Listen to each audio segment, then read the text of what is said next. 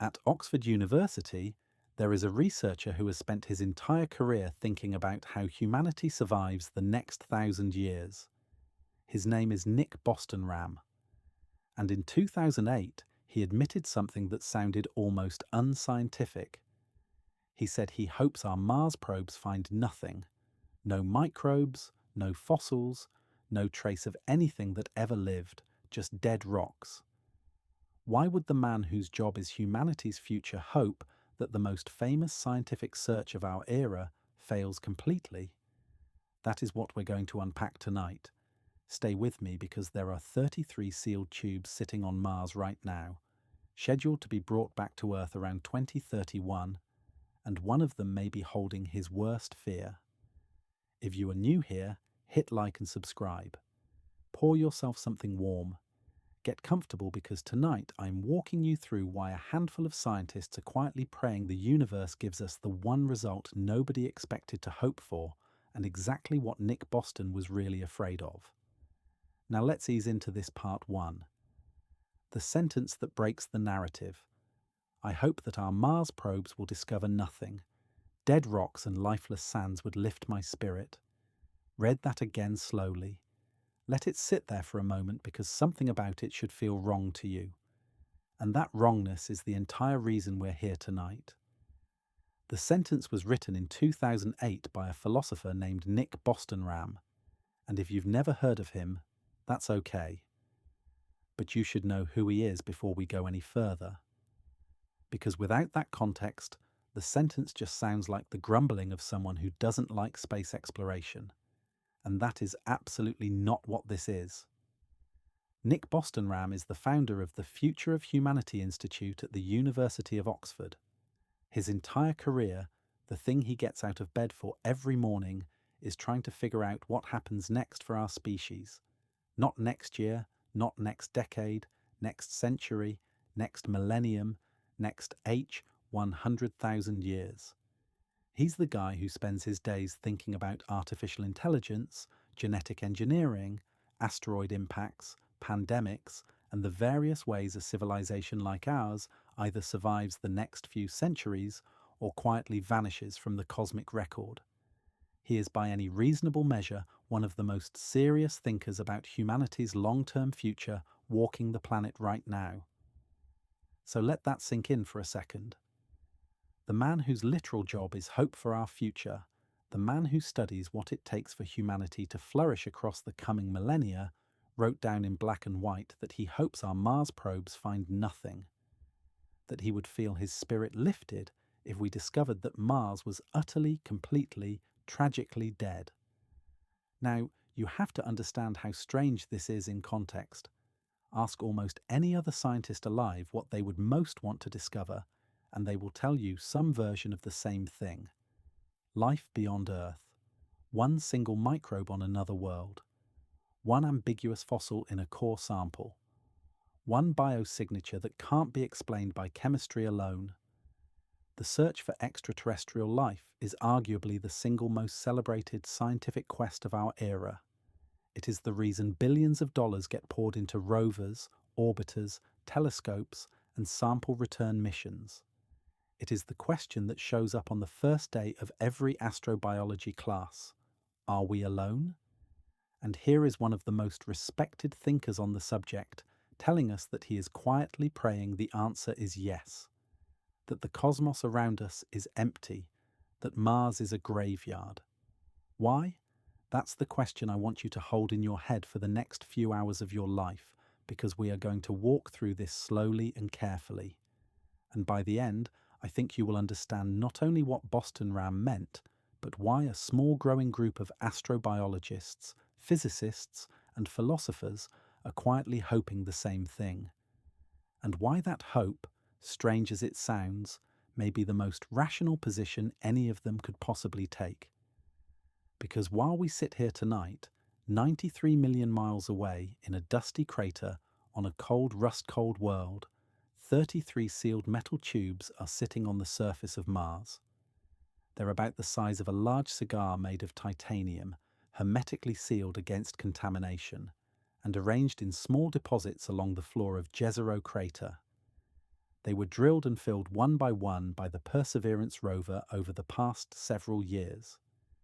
They contain rock cores, regolith, and atmospheric samples pulled from locations that billions of years ago may have been the bottom of a lake. Those tubes are real. They exist right now. They are not a concept. They are not a plan. They are physical objects sitting on the surface of another planet, waiting for someone to come pick them up and bring them home. And inside one of them, possibly, almost certainly maybe, is the single most important piece of scientific evidence in the history of our species. We just don't know which one. Here is the thing that breaks the normal narrative. For most of us, if I told you that there might be life in one of those tubes, your immediate reaction would be excitement, wonder, the beautiful feeling that the universe is not a lonely place, that we have cosmic company, that somewhere in the long story of matter and energy, we have cousins. That is the story we have been told our entire lives from every science fiction movie, every planetarium show, every National Geographic documentary. Finding life out there is supposed to be the good ending, but what if it isn't? What if discovering life on Mars, specifically life that arose independently from our own, would be the worst news our species has ever received? Not the best, the worst.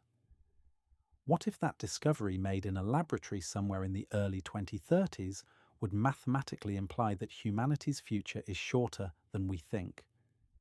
Much shorter. Not because of anything Mars did, not because of some contamination or infection or invasion fantasy, but because of something much colder than that, something written into the statistics of the universe itself. That is what Boston Ram was talking about, and it is not a fringe view. It is not paranoia.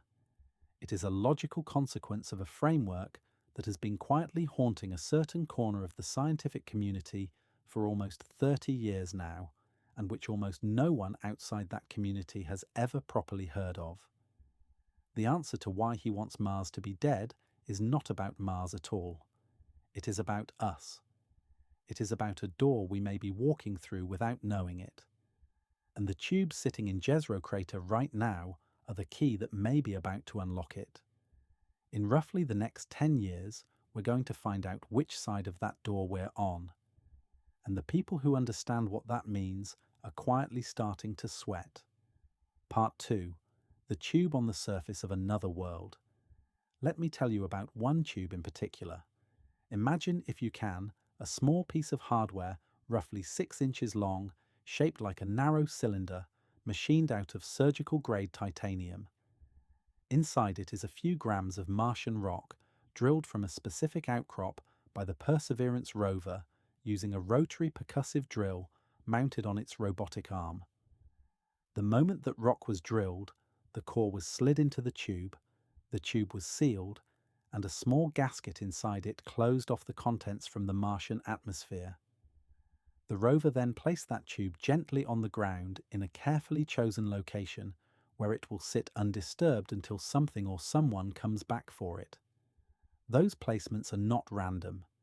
Perseverance has been dropping these tubes in specific caches, each one mapped, photographed, and catalogued. Every core has a name. Every core has coordinates. Every core has a geologic story attached to it. Some came from clay-rich mudstones. Some came from sulfate-bearing rocks. Some came from igneous outcrops that might tell us about the age of the crater floor.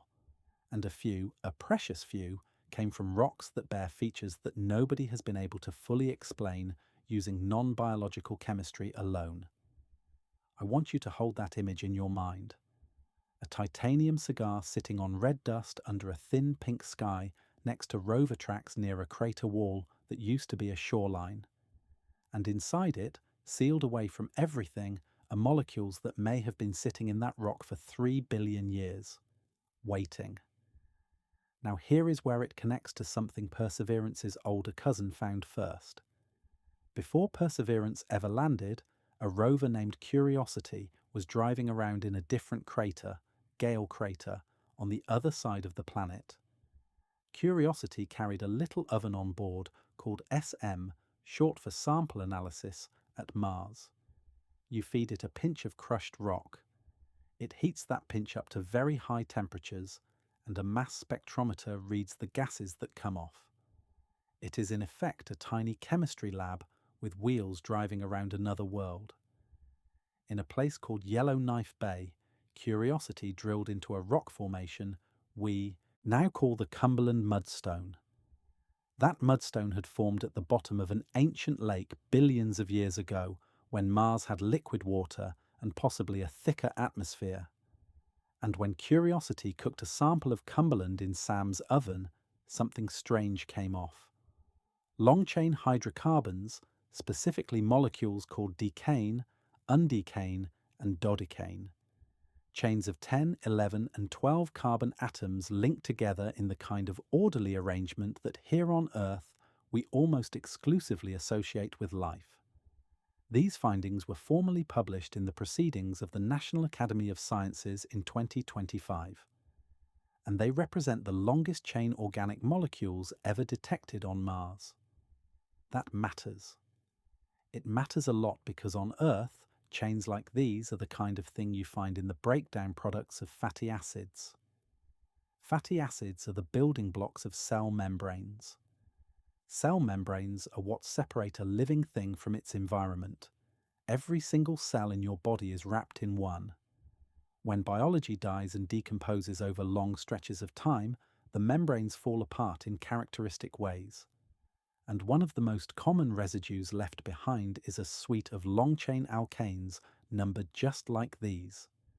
Now, I want to be scrupulously fair here because the scientists who made this discovery they did not announce that they had found life.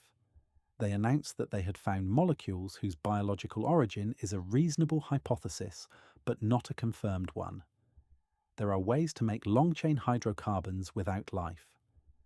Deep inside the Earth in hydrothermal systems, there is a process called fissiotrop synthesis, where carbon monoxide and hydrogen react in the presence of metal catalysts at high pressure and temperature, and they produce hydrocarbon chains that can look chemically similar to what Curiosity detected. If Mars had that kind of chemistry happening in its crust billions of years ago, you might get decay and undecane and dodecane without a single living cell ever being involved. So we can't be certain. Not yet. But here is why this matters for the story we're telling.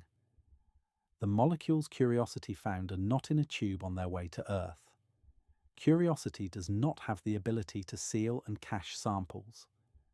Those findings are stuck on Mars, analysed only by the limited instruments on the rover itself.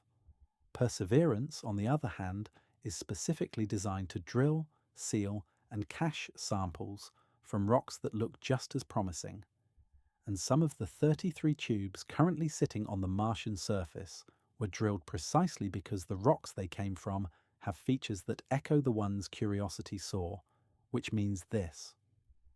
Right now, as you're hearing my voice, there are probably tubes on Mars containing molecules that, if analysed with the full suite of instruments available in a modern Earth laboratory, could answer the question that has haunted us for centuries: did Mars, independently from Earth, host life? And remember, this is the question that Nick Bostrom, the man who runs the Future of Humanity Institute, hopes will be answered in the negative. Because if those tubes come back and the molecules inside them turn out to be the fingerprints of a second independent biology, then the statistical universe we thought we lived in is not the universe we actually live in. And what replaces it is a much darker picture. A picture in which the silence of the cosmos is not an accident, it is a warning. And the fact that life may be common makes the warning louder, not quieter. Those molecules in those tubes may soon decide whether the silence ahead of us is an empty hallway or a closed door, and something is about to come pick them up. Part 3, the race we didn't expect. For years, the plan was an American-led mission called Mars Sample Return, a complicated relay of spacecraft that would land on Mars, collect the tubes Perseverance had dropped, launch them into Martian orbit, rendezvous with a return vehicle, and bring them home.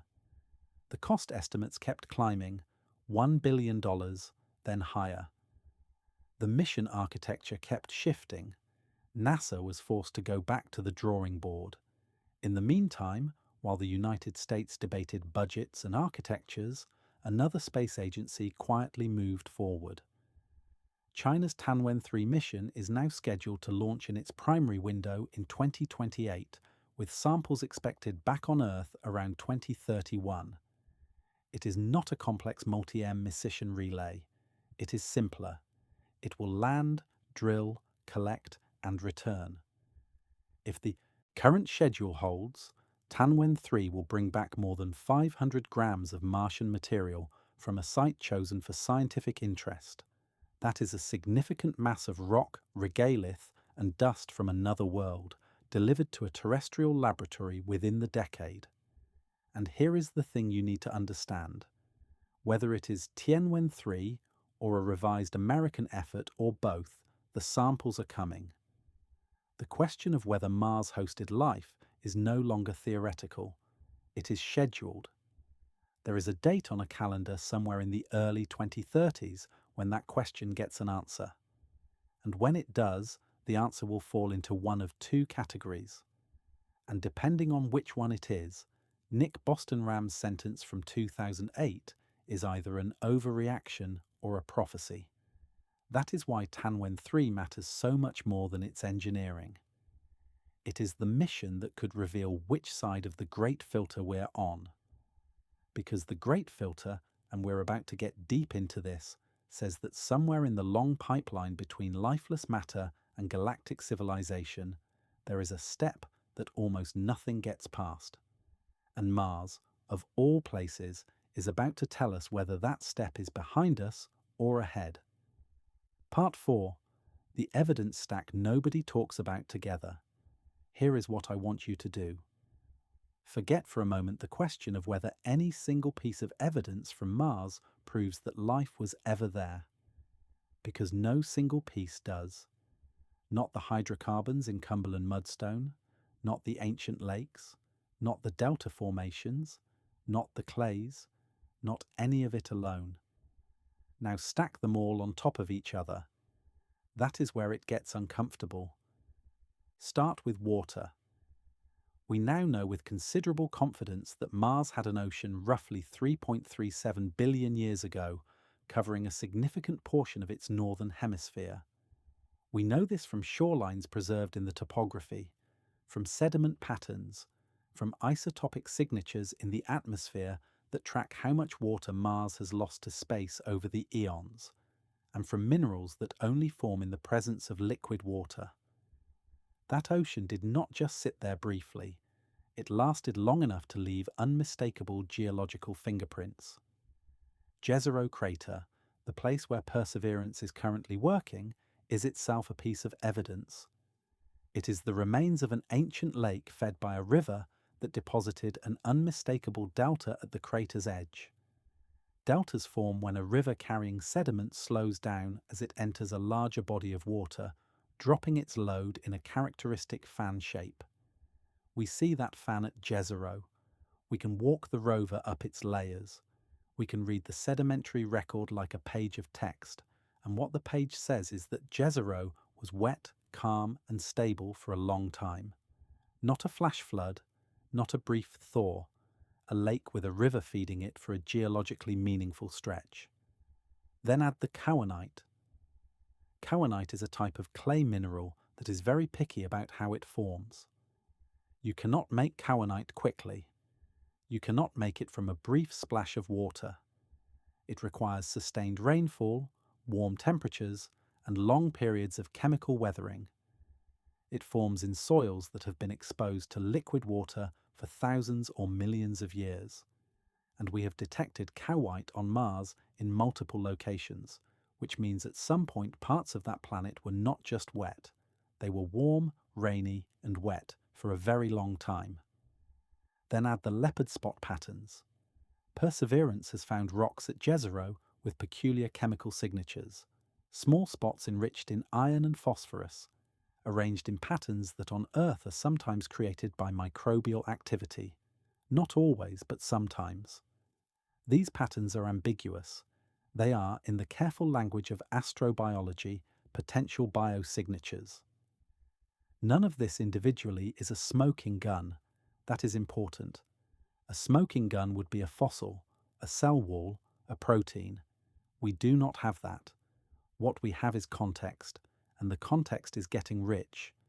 Stack the findings side by side, and what you get is a planet that had oceans, had lakes, had rivers, had sustained rainfall, had warm conditions, had complex organic molecules, had patterns suggestive of microbial influence, and had all of this happening at roughly the same time that life on Earth was first emerging. Mars, in other words, looks less and less like a barren curiosity, and more like early Earth's twin. A twin that may have gone through the same opening chapters of the same book, and here is where the central thread tightens, because the more plausible Martian life becomes, the more the great filter, the statistical bottleneck that keeps civilizations from spreading across the stars, has to move forward in time. It has to move into our future. It has to move into a region of the pipeline that we have not yet crossed. That is the logic, and it is relentless. Every additional piece of evidence that Mars once hosted life is a piece of evidence that the step called life is easy, and therefore cannot be the thing that explains the great silence above our heads. If Mars was also alive, the problem is not getting life started. The problem is something else. And whatever that something else is, we are probably not past it yet. The tubes sitting in Jezero Crater, then, are not just scientific curiosities. They are instruments in a much larger measurement, an existential measurement, and the answer they return may change everything we think we know about how long our species has left. So what exactly is this silence we keep talking about? And why should a quiet sky above our heads make anyone nervous? Part 5. The universe is too quiet. You have probably heard of the Fermi paradox, but let me give you a version of it that actually lands, because the usual version is too tidy, too classroom. The real version is strange and unsettling. One summer day in 1950, the Italian physicist Enrico Fermi was walking to lunch at Los Alamos with some colleagues. They were talking about UFO reports, as physicists apparently sometimes do, and about the possibility of interstellar travel. They walked, they sat down, they started eating, and then in the middle of a completely different conversation, Fermi suddenly said out loud, "Where is everybody?" That one sentence became the seed of one of the most unsettling puzzles in science. Because here is the thing Fermi was thinking about. Our galaxy, the Milky Way, contains somewhere between 100 billion and 400 billion stars. A meaningful fraction of them, possibly most of them, have planets. Astronomers now estimate there may be billions of potentially habitable worlds in our galaxy alone. And our galaxy is roughly 13 billion years old, meaning there has been plenty of time, plenty of raw material, and plenty of locations for life to emerge, evolve, develop intelligence, and spread. Here is what makes it worse. You do not need faster than light travel to colonize a galaxy. You do not need magic. You do not need anti-gravity. If a civilization had even slowed probes capable of traveling at, say, 1/10 the speed of light, and those probes could land somewhere, build more of themselves, and launch again, a single civilization could see the entire Milky Way in somewhere between a few million and a few tens of millions of years. That sounds like a long time. It is not. Compared to the age of our galaxy, it is a blink. It is a speck of dust on the face of a clock, which means even if advanced civilizations are rare, even if only 1 in a million habitable worlds produces one, we should still see them. We should see Dyson spheres, partial constructions around distant stars that absorb and re-radiate starlight in characteristic infrared patterns. We should see radio signals, leakage from communications, or deliberate beacons. We should see probes in our own solar system. We should see engineered objects crossing the transit-like curves of other stars. We should see evidence that somebody, anybody, has been busy for the past few billion years. We do not see any of this, and that is not a matter of our telescopes being weak. We have looked. We are still looking. The skies in every direction we point are quiet, not silent at the noise floor. I mean quiet of the kind of unmistakable signatures a galaxy full of civilizations would produce.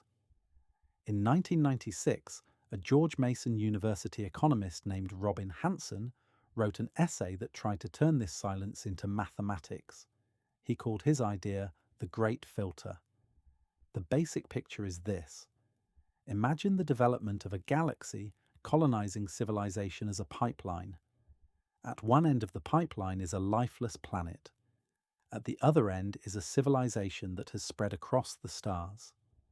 In between are a series of steps, the formation of stable planets, the emergence of self-replicating chemistry, the development of single-celled life, the leap from simple cells to complex ones, the emergence of multicellular organisms, the rise of intelligence, the development of technology, the survival of that technological phase, long enough to leave the home planet and eventually the expansion to other star systems. Hansen asked a simple question.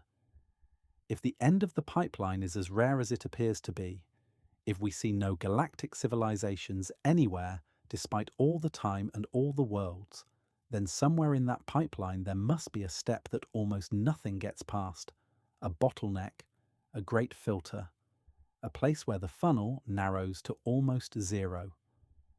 The silence is not an absence of data. The silence is the data. The silence is telling us that something somewhere in that pipeline is stopping civilizations from spreading. Something is preventing them from becoming visible to us. And here is the moment where your stomach should tighten a little, because that something could be behind us, or that something could be ahead of us. And we do not yet know which. If it is behind us, we are the lucky ones, the improbable outliers that made it through some step that almost nothing else got through. If it is ahead of us, we are walking toward a wall that has stopped every civilization that ever got this far, and our children or their children will hit it. So, where is it? Where is the step that almost nothing survives, and how is a tube on Mars going to help us find out? Part 6. The Two Doors.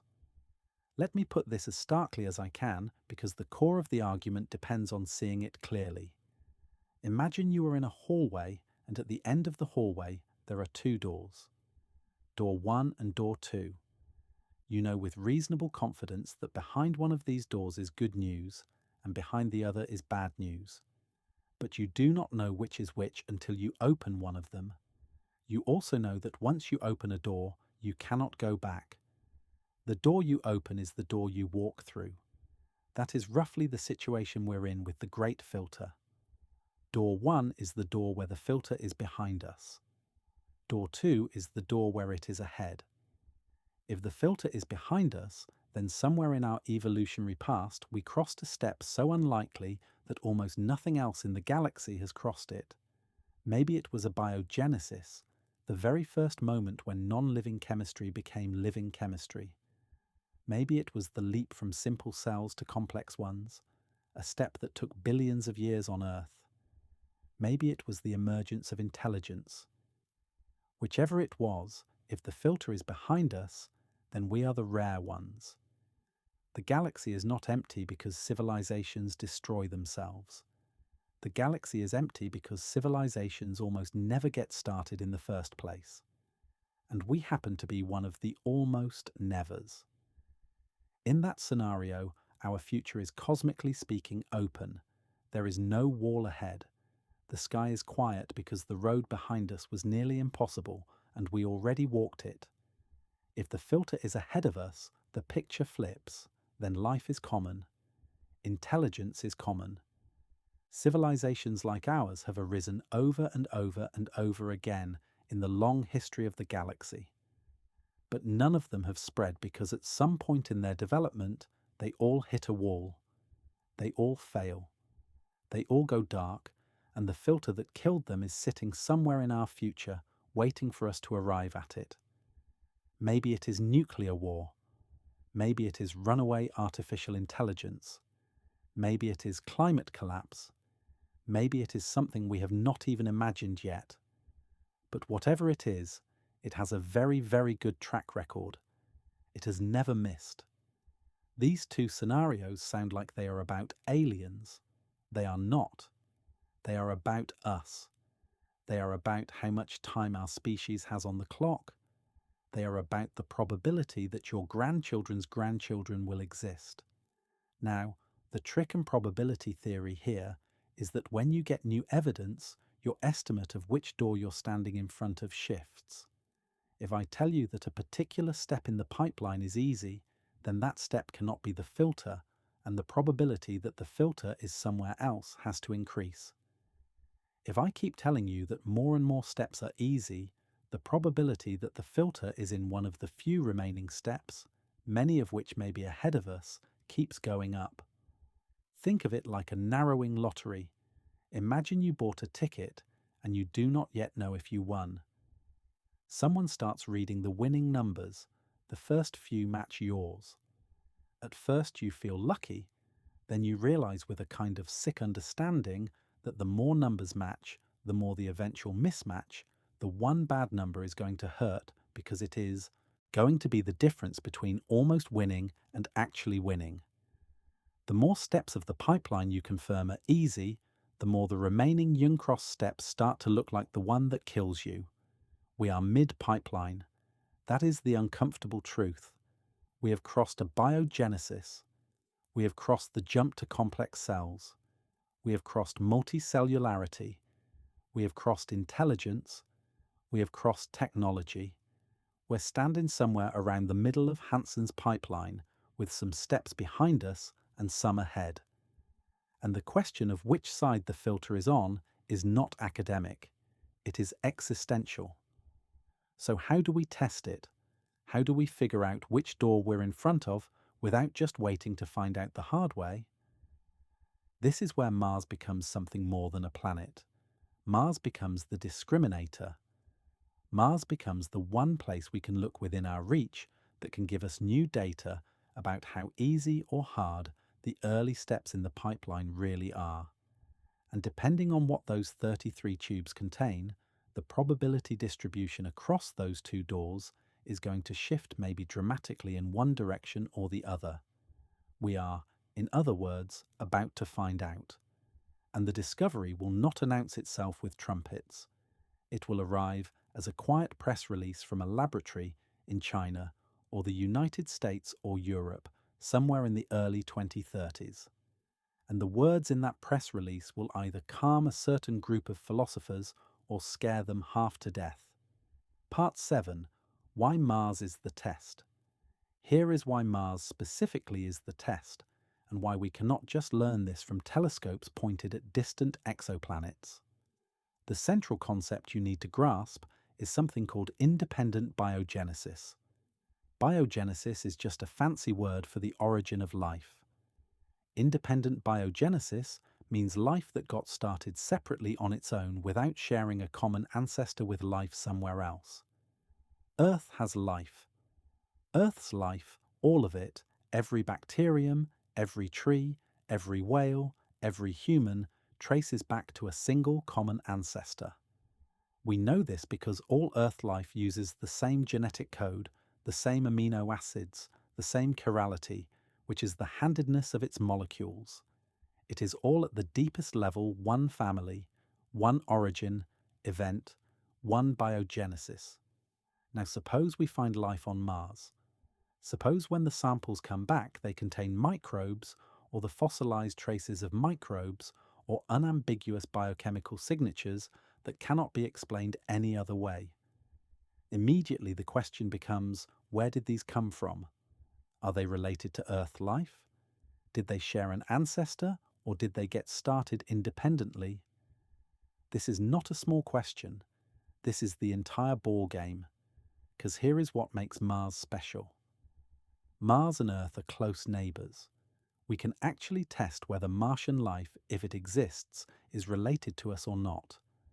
We can do that by analyzing the biochemistry. Does Martian life use DNA or something else? Does it use the same 20 amino acids as Earth life or a different set? Do its molecules have the same handedness, left-handed amino acids and right-handed sugars, the way ours do?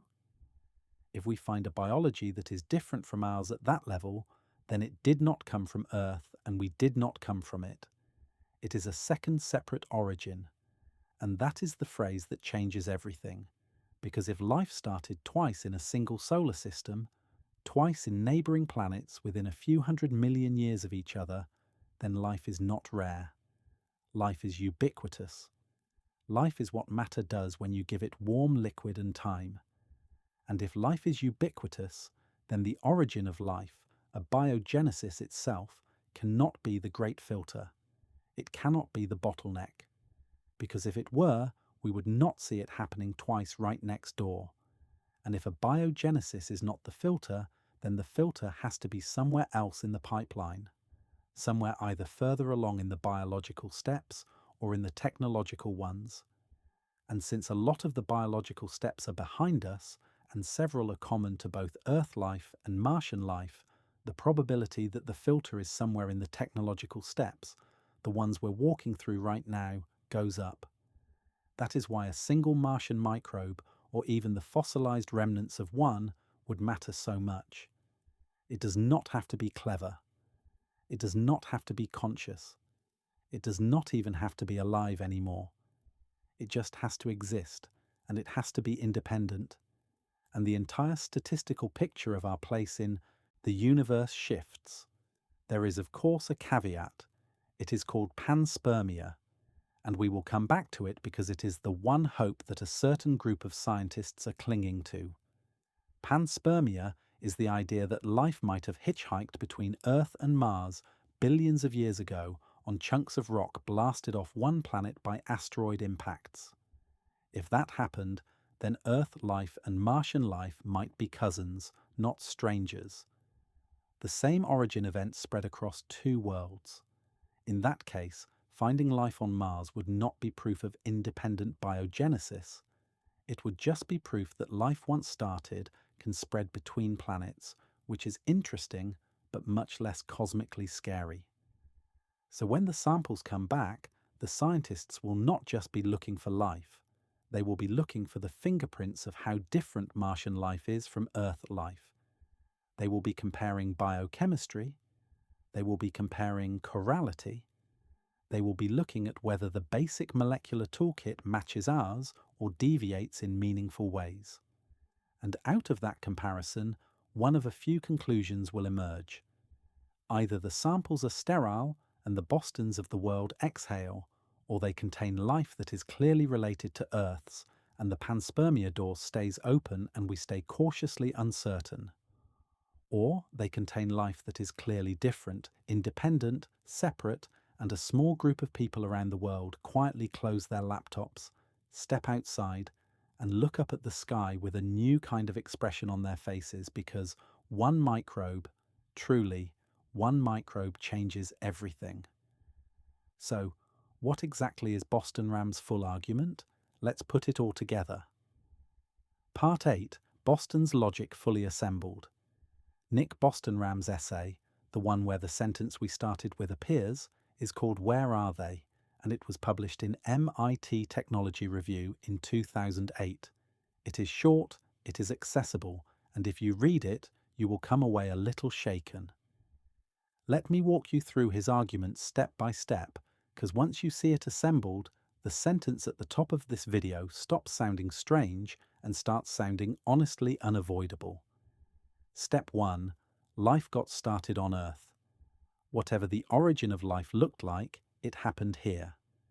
From there, over roughly 4 billion years, it evolved from the simplest replicating molecules to single cells to complex cells to multicellular organisms to intelligent life to technological civilization. All of these are steps in the pipeline. All of them happened. We are living proof. Step 2. The universe, despite being old and wide and full of potentially habitable worlds, is silent. There are no visible signatures of civilizations, no Dyson spheres on infrared surveys, no artificial signals at any frequency we have searched, no probes in our solar system that we can find, no anomalous transits across other stars, nothing. This silence is a real measurable thing and it demands explanation. Step 3. The only way to explain the silence is if something somewhere in the pipeline is filtering civilizations out before they spread. That is the great filter. It is a logical necessity, not a speculation. If the pipeline were easy at every step, the galaxy would be full of civilizations. Since it is not full, at least one step must be very, very hard. Step 4. If we find life on Mars, specifically independent life, then the early steps of the pipeline from lifeless chemistry to single-cellular life must be common, not unique to Earth, not rare, common. Because if the same thing happened twice on neighboring planets, it is probably happening all over the galaxy. Which means those early steps cannot be the filter. The filter is not behind us, at least not in those steps. Which means it has to be somewhere later in the pipeline. And since a lot of the later pipeline is either already crossed by us or in our immediate future, the probability that the filter is in our future goes up. Conclusion: finding life on Mars would not be good news. It would be evidence that the wall is ahead of us, not behind us. It would be evidence that our chances of becoming a long-lived, stable, spacefaring civilization are worse than we thought. It would be a statistical death sentence whispered rather than shouted, handed to us not by some enemy, but by the universe itself. Now, Bostrom is careful. He is not saying that finding life on Mars would prove the filter is ahead of us. Nothing in probability ever proves anything. He is saying it would shift the probability. It would update our estimate. It would be, as the philosophers say, Bayesian evidence, a nudge in a particular direction. And the direction it nudges us is bad. The subtlety people miss is that this is not a claim about Mars life being dangerous. It is not a warning about alien infection or contamination or invasion. Nothing so cinematic. It is purely a claim about what finding life on Mars would tell us about our own statistical position in the history of the galaxy. The microbes themselves could be long dead, fossilized, locked in sealed tubes, utterly inert. It would not matter. The mere fact of their past existence independent of us would be enough to make the sky above our heads look colder and our future look shorter. This is why Bostrom wrote what he wrote.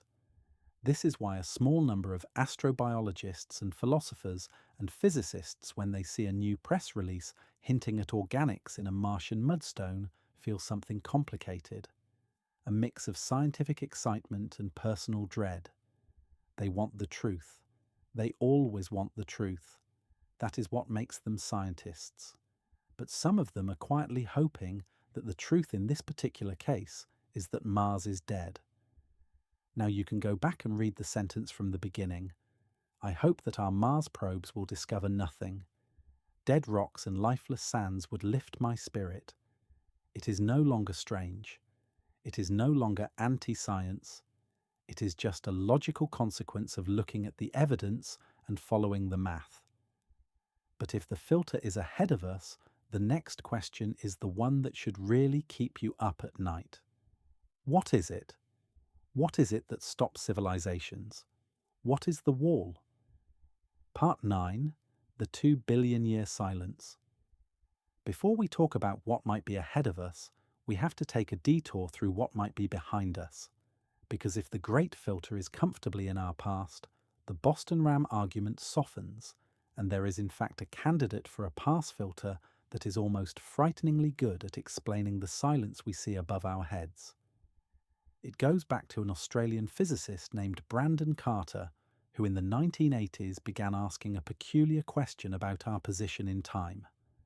Why? He asked. Did it take so long for intelligent life to appear on Earth? Earth is about 412 billion years old. Life shows up somewhere around 3.8 billion years ago. But complex life, the kind with cells that have a proper nucleus and internal machinery, life that can eventually build bodies and brains, does not show up until roughly 2 billion years ago at the earliest. And that is after single-celled life had the entire planet to itself for nearly 2 billion years. Think about that. Almost half the age of our planet was spent in a single-celled stage. 2 billion years of bacteria and arca reefs fiddling with photosynthesis and never, not once, making the leap to a more complex form of cellular life. That leap, when it finally happened, did not happen many times independently. It seems to have happened once, possibly only once in the entire history of our planet. The biochemist Nick has written extensively about this. His argument in simplified form is that the jump from simple cells like bacteria to complex cells, the kind that all animals and plants are made of, required a very strange, very specific event. Namely, one cell somehow ended up living inside another cell. The engulfed cell did not get digested. It stuck around over enormous spans of time. It evolved into what we now call the mitochondrion, the little power plant that lives inside every one of your cells and makes energy for you. This single event, this merger of two cells into one, may have unlocked the energy budget necessary to build all of complex life. Without it, cells are stuck. They cannot get big. They cannot get sophisticated. They cannot develop the machinery necessary for multicellular life, much less for brains. The British researcher Andrew Watson and his colleagues formalised this kind of reasoning into something called the hard steps model. The idea is that the evolution of intelligence on a planet requires passing through a small number of critical transitions, each of which is extraordinarily unlikely in any given billion-year window. If the transitions are hard enough, and the window of habitability on a planet is only so long, most planets never make it. The stars they orbit go through their main sequences and die before their planets can generate intelligence. If the jump from simple cells to complex ones really is one of those extraordinarily unlikely transitions, then we may have a candidate for the great filter comfortably sitting behind us roughly 2 billion years ago. In that case, the galaxy might be full of microbes, but nearly devoid of anything more complicated. Mars, in that scenario, could perfectly well have had microbes and never gotten any further. Lots of planets could. The universe would be in effect a sea of slime with almost no islands of thought. Now notice what this does to our central story. If the filter is the leap to complex cells, then finding microbes on Mars would not be a disaster. It would be in a strange way comforting. It would fit the theory. Microbes are easy. Complexity is hard. We got lucky. The filter is behind us. The road ahead is open. But here is the uncomfortable part. The moment we find anything beyond microbes on Mars, or find evidence that Martian microbes were on their way toward complexity, that explanation starts to crumble. And even if we find only microbes, we would still be moving the probability needle because microbes on Mars still mean that life itself is common, which means a biogenesis at minimum is not the filter, which means the bottleneck has to be at least somewhere further along, which means the filter, though maybe not ahead of us, is closer to us than we thought. And that is before you even ask the more dangerous question.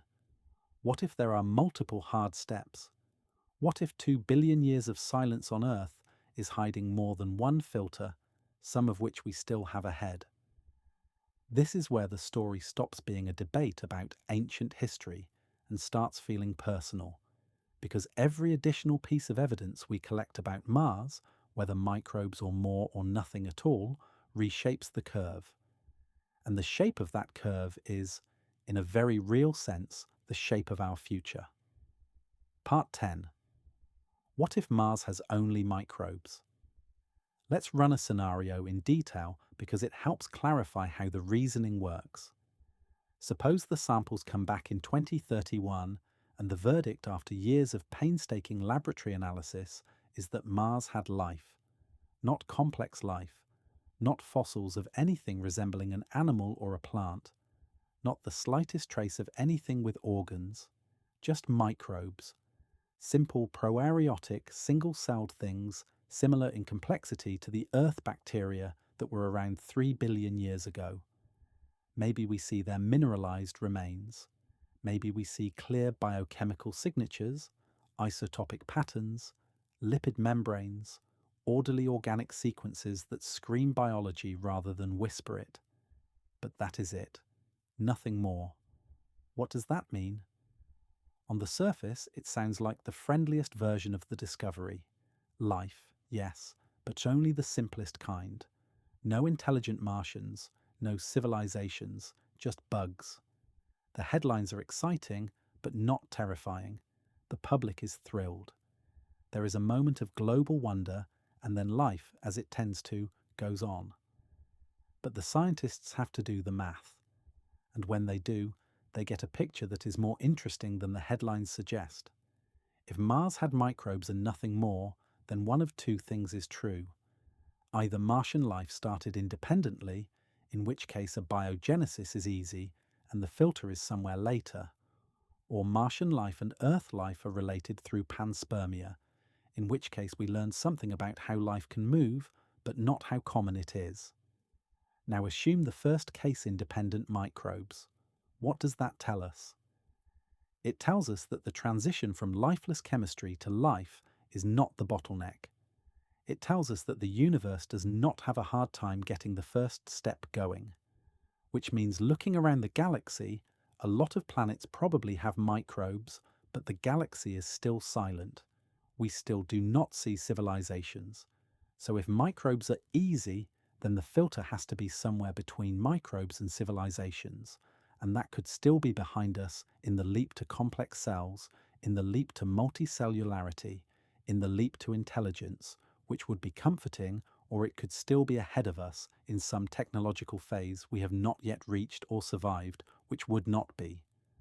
In other words, finding only microbes on Mars narrows the search for the filter, but does not by itself tell us where it is. It rules out a biogenesis. It leaves everything else on the table. Now, imagine a slightly different scenario. Suppose we find evidence that Mars had not just microbes, but microbes that were showing signs of moving toward complexity. Suppose we find ancient Martian biofilms, layered microbial structures, or hints of cells with the kind of internal organization that on Earth evolved only once and took billions of years. Suddenly, the hard steps model starts to look less hard.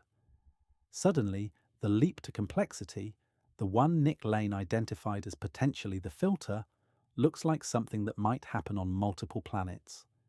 And if that is easy, the filter, wherever it is, has moved even further forward, closer to us, into our immediate past, or worse, our future. Every additional thing we learn about Martian life, in other words, pushes the probability of the filter's location. It does not answer the question in one stroke, but it shifts the distribution. And the shift is always in a certain sense unfortunate, because every piece of evidence that a particular step is easy, even if we were the beneficiaries of that ease, pushes the remaining candidate filters closer to our current position in the pipeline. We never get the reassurance that the filter is deep in the past. We only ever get worse news or no news. There is no version of this where learning more makes us feel statistically safer, which is why quietly in the corner of the room, the Boston Rams of the world keep hoping, not for ignorance. They want to know. They just hope that the thing we come to know is that Mars is sterile. Because even the friendliest version of finding life there, the just microbes version, is a version where the odds tilt a little against our future. And the worst versions, the ones we need to actually look at now, are where the real nightmares live. Part 11. The real nightmares. So let's talk about what a future filter might actually look like, because it is easy to hear the phrase great filter and imagine some abstract statistical ghost, some vague concept floating in a philosophy journal, something that happens to theoretical civilizations in theoretical galaxies. That is not what it is. If the filter is ahead of us, it is real. It is specific. It happens to real civilizations on real planets around real stars. It has a mechanism. It has a cause. It has a shape you could in principle point at and describe. And the unsettling thing is that when you actually sit down and try to list the things that could plausibly play the role of a civilization-ending wall in our near future, the list is not short. It is not speculative. It is in several cases already sitting in our newspapers. The first candidate and the most obvious one is self-destruction. Civilizations, once they develop advanced technology, gain the ability to destroy themselves. That sounds almost too simple to be profound, but think about what it actually means. For the first 3.9 billion years that life existed on Earth, nothing alive on this planet had the capacity to end itself at a species level. A fire could burn a forest. A virus could thin a population. An asteroid could knock things back by 50 million years. But no creature on this planet could, through its own deliberate actions, make the entire surface of the world unlivable for itself. Then in a single moment on a specific day, that changed. On July 16, 1945, at a place called Trinity Site in New Mexico, a small group of physicists detonated the first nuclear weapon. The device was nicknamed the Gadget. It produced an explosion equivalent to about 21,000 tons of TNT. And in the white flash that followed, the physicist J. Robert Oppenheimer, according to his brother, simply said it worked. From that moment on, for the first time in the 4 billion year history of life on Earth, a species had acquired the technical capability to make its own planet uninhabitable for itself. And in the decades that followed, we did not just have the capability, we built the inventory. Tens of thousands of warheads dispersed across multiple nations on missiles, in submarines, in silos. Enough firepower to render the surface of our planet hostile to complex life many times over. Now, zoom out. Any civilization that reaches the kind of energy and technological capability necessary for interstellar expansion has by definition passed through a period where it can destroy itself. You cannot build a starship without mastering the kind of physics that also lets you build a very bad afternoon. If the transition from the self-destruction capable phase to a stable, mature, expansion-ready civilization is unreliable enough, you have a filter. Most civilizations just do not make it. They blow themselves up or poison their planets or collapse back into something simpler before they can ever build their first interstellar probe. The galaxy is silent because the talkers kill themselves in the first few centuries of being able to talk. That is one possible reading of the sky above our heads. And if it is the right one, it is not a reading that leaves a lot of room for optimism about where we currently are. Climate collapse is a closely related candidate, and it is worth lingering on it because it is a filter that does not look dramatic while it is happening. A civilization that advances to industrial or post-industrial technology will almost certainly in the process alter the atmosphere and chemistry of its own planet. It will burn things. It will release things. It will change the temperature, the ocean chemistry, the distribution of water, the frequency of storms, the composition of the very air it breathes. On Earth, we are in the middle of doing this right now. Whether we succeed in managing the transition, steering our civilization into a sustainable long-term equilibrium, or whether we fail and watch our societies buckle under the slow accumulated strain of a destabilized climate, is currently an open question, not a settled one, not a hopeless one, but open. Other civilizations elsewhere in the galaxy may have faced exactly the same fork, and many of them may have taken the wrong path, not in a blaze, just in a slow, miserable slide. Food systems breaking, water tables falling, coastal cities retreating, and eventually a civilization that used to build rovers and send them to other planets becomes a civilization that can barely keep the lights on in its own cities. That is a filter too, a quiet one, the kind you die of while still making plans. Then there is artificial intelligence. This is the candidate where, interestingly, Nick Bostrom himself has done some of his most famous work. In 2014, he published a book called Superintelligence, which argued that the development of machine intelligence, significantly smarter than humans, could represent an existential risk in its own right. The specifics of the argument are technical, but the short version goes like this. A sufficiently advanced AI system, if built without extreme care about its goals and its values, could end up pursuing objectives that are misaligned with human welfare. And because such a system would by assumption be smarter than us, it could outmaneuver, outthink, and outweight any attempt we made to correct it after the fact. Bostrom and other researchers have argued that this kind of misaligned superintelligence could be not just a threat to a particular nation or a particular industry, but an extinction-level threat to our entire species. If even a fraction of technological civilizations go through an AI transition and mishandle it, that alone could be a powerful filter. And notice the cruelty of the timing. The same civilizations capable of building starships are also probably capable of building mines, which means in many cases the machines arrive before the stars do. And if the machines go badly, the stars never get a visitor. There are also more exotic possibilities, the kind that sound like science fiction until you read the papers. Some physicists have seriously speculated about something called vacuum decay. The idea is that what we think of as the stable vacuum of space, the zero-energy backdrop against which all of reality plays out, might not actually be the lowest energy state possible. It might just be a local minimum, like a ball resting in a shallow cup on the side of a much deeper valley.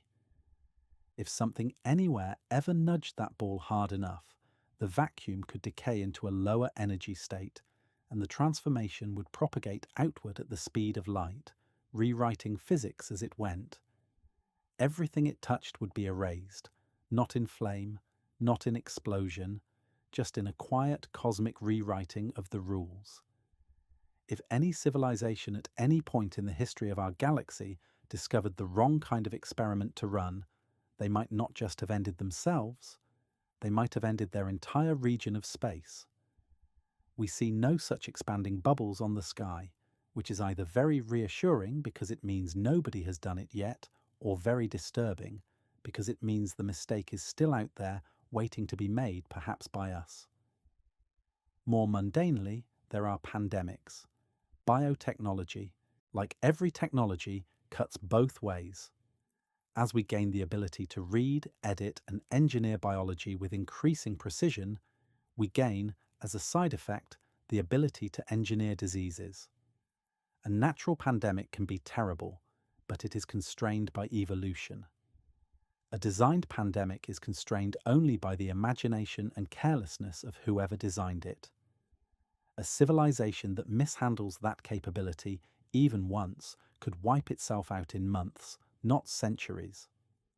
No nuclear detonation required, just a lab error or a bad actor or a piece of research that should never have been done and that was done anyway because the incentives lined up wrong. That too is a filter. Now notice the pattern here. All of these filter candidates share a structure. A civilization advances. It gains capabilities. The capabilities grow typically exponentially, while the wisdom and the institutions needed to manage those capabilities grow at best linearly. At some point, the gap between power and wisdom becomes too wide to bridge. The civilization reaches a threshold where its own tools exceed its ability to handle them, and the civilization fails, not dramatically necessarily, sometimes just quietly. The lights go out one region at a time, and nobody ever files the interstellar flight plan they were starting to think about. We are in that phase right now. This is not rhetorical. This is a description.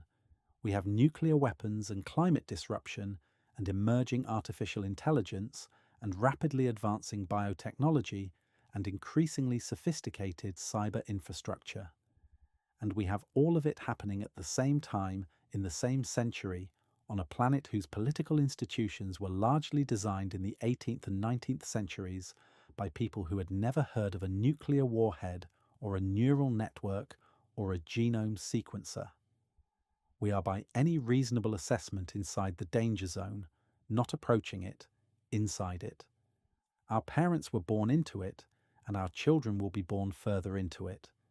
And the only real question is whether any generation of ours will be born on the other side of it. And here is the specific way this connects back to Mars. If the tubes come home and they contain independent life, then the conclusion we draw is not that aliens are coming for us. There is no invasion fleet. There is no infection. The conclusion is colder and more abstract than that. It is a conclusion about population statistics. It is this. If life started independently on both Earth and Mars, then civilizations like ours must have arisen many, many times before in many, many places, around many, many stars, across the long billions of years of our galaxy's history. And since we see none of them, since the sky above us is genuinely quiet, something in the pipeline between microbe and star is killing them. And we, sitting here in our particular dangerous century, holding nuclear codes and training ever larger AI systems and watching our climate shift, are plausibly facing whatever it is right now. We do not necessarily know its name, but we are probably in the same room with it. The Fermi silence in this reading is not empty. It is a graveyard. And the absence of voices above our heads is not because nobody ever spoke. It is because almost everyone who ever tried to speak was silenced before they could be heard. The galaxy is not a vacant stadium. It is a stadium full of people whose microphones were cut before they could finish their sentences. That is the weight sitting inside those 33 titanium tubes on the surface of Mars. Not germs, not infection, not some creature feature fear of alien contamination, just numbers, just statistics, just a set of molecular fingerprints that could, in the right combination, tell us that we are almost certainly walking towards something and that we do not yet know what. And the people who take this reasoning seriously are not paranoid. They are just following the logic through to its conclusion and not flinching at what it implies about the road ahead. So, is there any way out of this? Any scenario where finding life on Mars does not carry this terrible statistical weight? Any version of the coming decade where the tubes come back and the news is remarkable and yet our future stays intact? There is actually one, a narrow one, a fragile one, and we should talk about it. Part 12. The One Escape Hatch. There is one scenario, and only one, in which finding life on Mars does not push the great filter ahead of us. One narrow door, one escape hatch, one way the tubes could come back positive, and the universe could still be statistically the kind of universe we want to live in. And that scenario has a strange, almost poetic name. It is called panspermia. The idea itself is simple, even though the word sounds intimidating. Earth and Mars have been trading material with each other for billions of years. They are neighbours in the same solar system, and neighbours over cosmic time share things whether they mean to or not. Every so often, a large asteroid or comet hits one of the planets, and the impact is energetic enough to blast rocks off the surface and send them tumbling into interplanetary space at speeds high enough to escape the planet's gravity entirely. Some of those rocks then drift for thousands or millions of years through the vacuum, getting slowly nudged by the gravity of the Sun and the other planets, until eventually a small fraction of them happen to fall onto the other world. It is a slow, patient exchange, not a river of traffic, more like a handful of postcards arriving centuries apart, mailed by accident. We know this actually happens because we have found pieces of Mars here on Earth. You can hold them in your hand under the right conditions.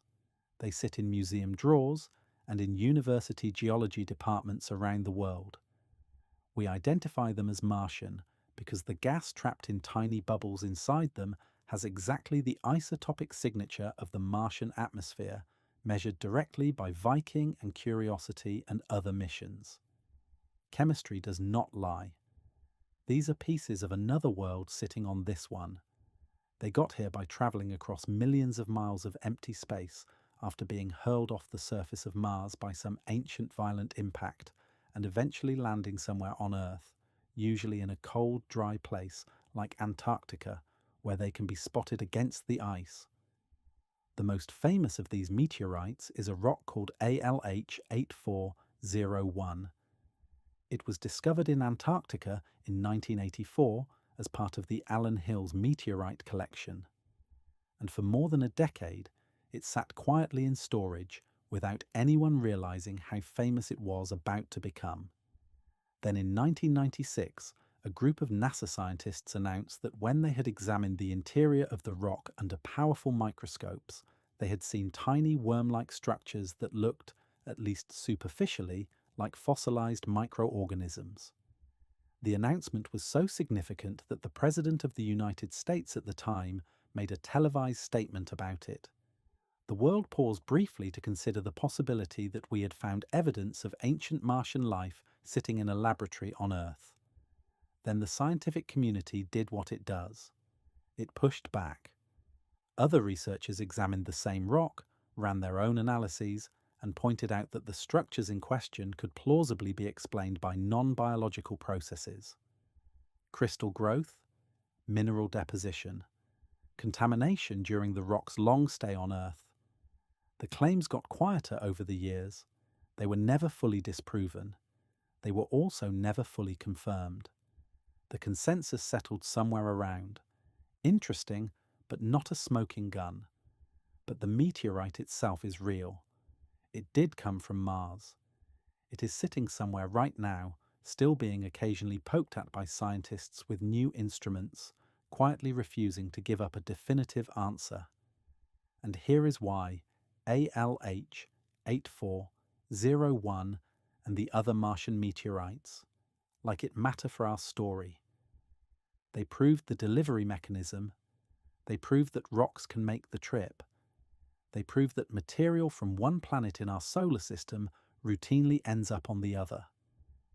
The question for panspermia is not whether rocks can travel. That question is settled. The question is whether something alive can travel inside one of those rocks and survive the journey. So imagine the scenario. Suppose 3 or 4 billion years ago, microbial life existed on one of the two planets. It does not matter which one for the logic of the argument. Call it Earth for concreteness. Though Mars actually cooled and became habitable earlier than Earth did. So in some versions of this story, Mars is the sender and Earth is the receiver. Either way, suppose there is life on one of them. A major asteroid hits. Chunks of surface rock get blown into space, carrying deep in their fractured interiors, shielded from the worst of the heat, colonies of microbes. Those rocks then drift through space for thousands or millions of years. The microbes inside them face vacuum, cold, radiation, starvation.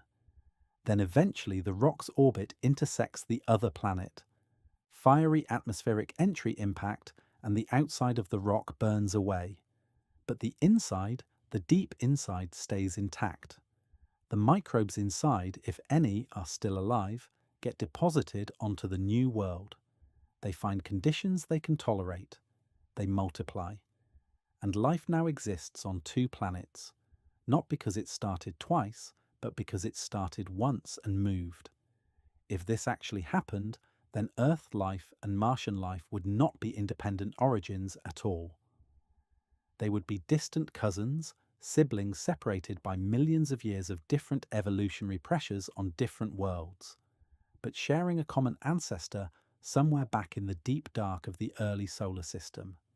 One origin event, two worlds. And this is where the statistical implications of the discovery would be very, very different from the nightmare scenario, because if Martian life is our cousin, then finding it does not prove that abiogenesis is easy. It does not prove that life starts all over the galaxy. It just proves that life, once it starts in a particular solar system, can spread within that system, which is a fascinating fact about biology and about the hardiness of microbes. But it is not a fact that tells us the great filter is ahead of us. The sample size is still one. The origin of life as an event still happened only once that we can prove. The bottleneck could still be right there in that first impossibly unlikely transition from chemistry to biology. And we, as the products of that singular event, could still be the lucky ones, the improbable outliers, the descendants of the 1 in a trillion role that made life possible in the solar system, and for all we know, in very few others. So how would we actually know? How would we distinguish between a Martian life that is truly independent of us and a Martian life that is our distant cousin? The answer is that the samples themselves would tell us. This is why the laboratory analysis of the returned material is going to be such an enormously detailed, painstaking process. Scientists will not just be asking, is it alive or was it alive? They will be asking, what is it made of at the deepest molecular level? And they will be comparing that answer to the corresponding facts about life on Earth. There are a few key things they will look at. The first is the genetic code. All life on Earth uses DNA organized in a specific way with a specific set of base pairs and a specific set of rules for translating those bases into amino acids. If Martian life uses DNA or a close variant arranged in a similar way, the simplest explanation is common ancestry. The second is the set of amino acids used to build proteins. Earth life uses 20 specific amino acids selected from a much larger set of chemically possible ones. If Martian life uses the same 20, that is not a coincidence. That is a fingerprint. The third is chirality, which is the handedness of the molecules involved. This is the subtle one. It turns out that many organic molecules come in two mirror image versions of themselves, a left-handed form and a right-handed form, chemically identical in most ways but geometrically opposite. On Earth, life almost exclusively uses left-handed amino acids and right-handed sugars. There is no deep chemical reason for this. It is more or less an accident of early biological history, but it is a universal accident across all known life on this planet. If Martian life uses the same handedness as Earth life, that is a powerful piece of evidence for shared ancestry. If Martian life uses the opposite handedness or a random mix, then it clearly did not come from the same source we did. The scientists will be making all of these comparisons and more. They will be looking at lipid structures, metabolic pathways, the detailed chemistry of whatever cellular membranes they find. Each piece of data either nudges the probability toward shared ancestry or toward independent origin. And when enough data has been collected, a verdict will emerge. If the verdict is shared ancestry, panspermia becomes the leading explanation. The Bostonums of the world exhale, at least partially. The universe, as far as we can tell, is still the kind of universe in which life getting started may be genuinely rare, and we may genuinely have time, not certainty, never certainty. But at least the worst of the statistical bad news is deferred. If the verdict is independent origin, with different chirality, different amino acids, different molecular architecture, then panspermia is ruled out as the explanation. Two origins. The bad door, the one Boston Ram was praying we would not walk through. There is, however, reason to be cautious before we lean too hard on panspermia as our escape hatch, because the conditions required for it to actually work are genuinely demanding.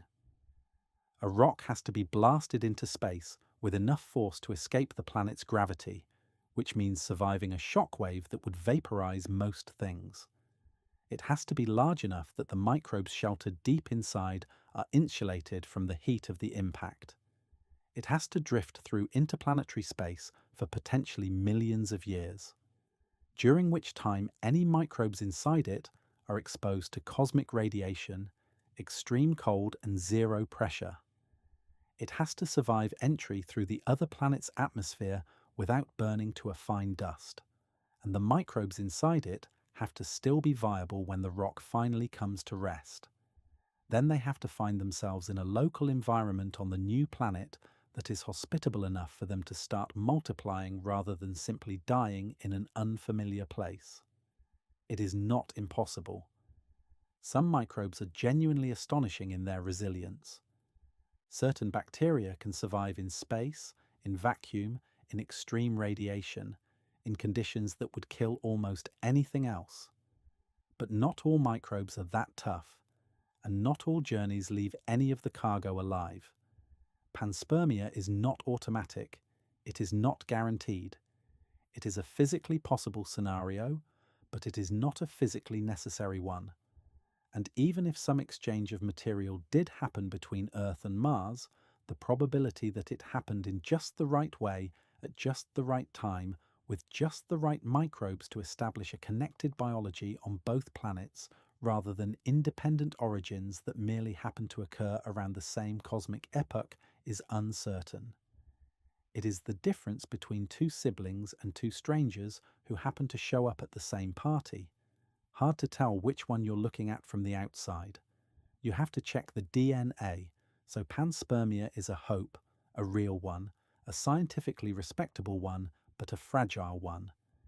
It is the single narrow path by which the discovery of Martian life does not mean what Nick Bostrom fears it means. It is the one way the tubes could come back positive and still leave the future open. One thread holding up a version of the universe in which our species is not statistically doomed. Keep this in mind because when the samples arrive and the laboratories begin their analysis, the news will come out in fragments, organic molecules confirmed, isotope ratios measured, possible biosignatures under review. And somewhere in the middle of that long, patient stream of reports, a specific comparison will quietly be made between Martian biology and our own.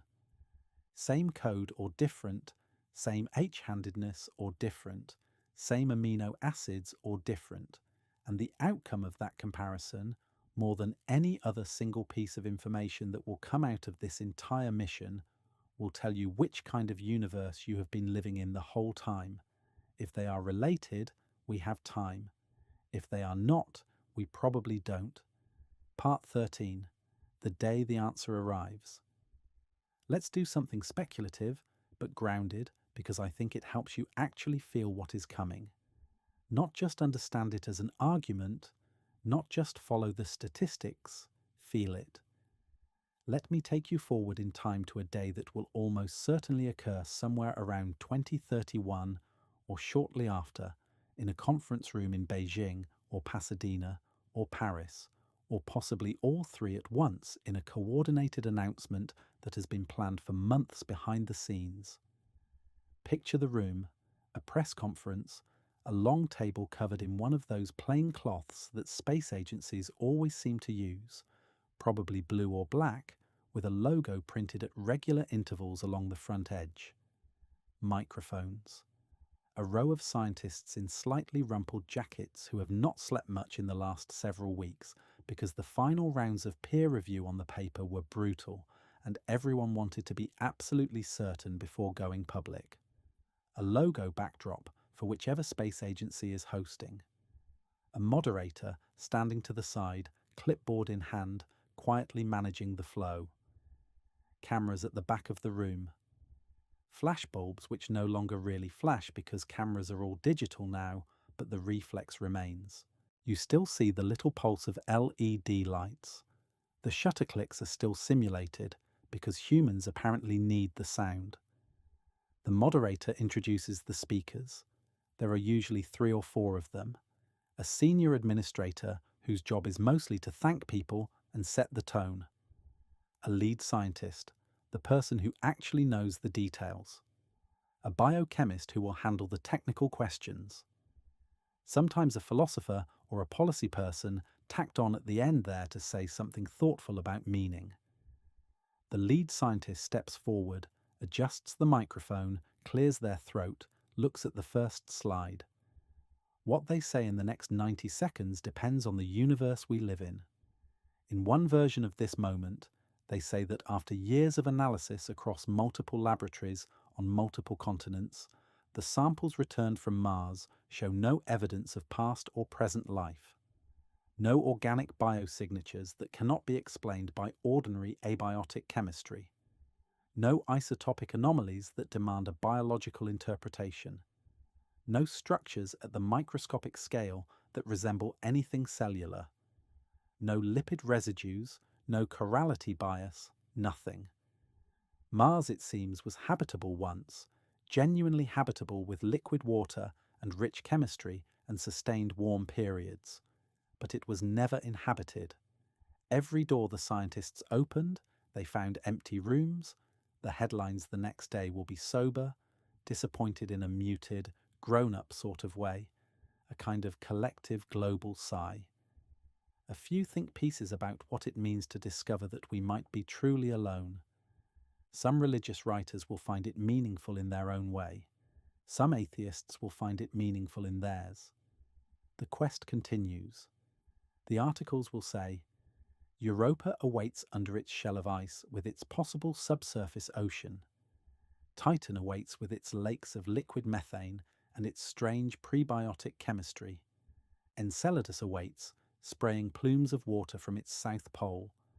But Mars apparently is sterile, a beautiful, tragic, empty place.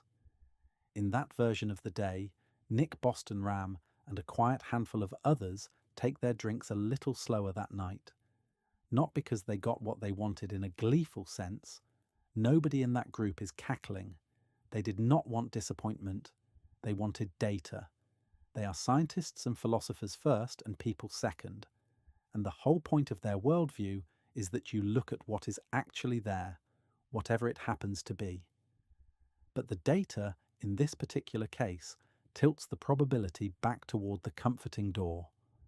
The filter might well be behind us. A biogenesis on Earth might genuinely be a fluke.